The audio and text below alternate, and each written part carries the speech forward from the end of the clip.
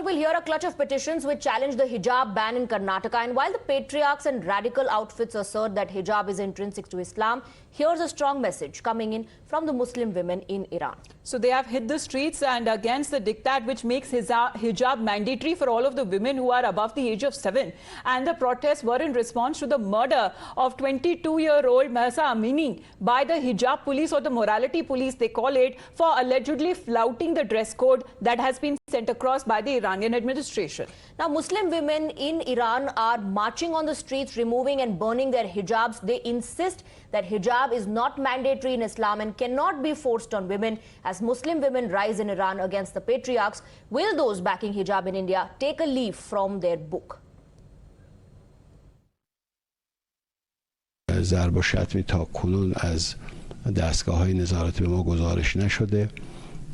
ما چون روی مسئله حساس بودیم که ببینیم اتفاق افتاد، هیچ و اساساً وسیله‌ای هم برای ضرب و شتم و مفهوم نداره. یعنی نه باتومی دارن نه وسیله‌ای دارن.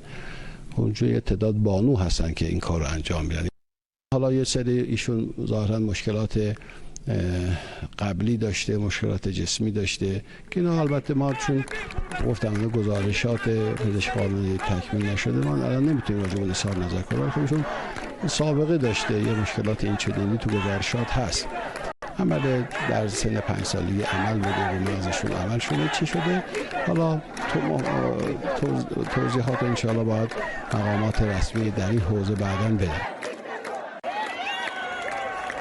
Deepak is joining us live right now. Deepak, we are looking at for the last 7 days how the hearing that has been taken up in the Supreme Court. Can we draw parallels as to hijab debate that's happening in Iran versus the hijab debate that was happening here in India?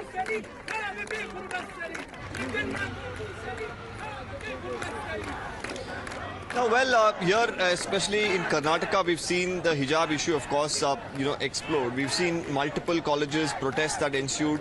Now, that was demanding for hijab. Now, the question that came up is, were these, protests motivated? Were they politically backed? Did any organization have anything to gain from it?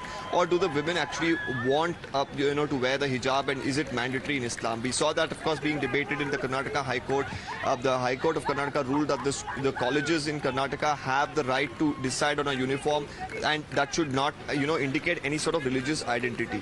Now, in Iran, we've seen, a lot of protests that has come in where they've said that, it's not mandatory under Islam. They've protested against the morality police. They've burnt their hijabs, and they've said that the right is of a woman to either wear it or not wear it, and that wouldn't in any way affect her faith or her belief and her right to practice the religion.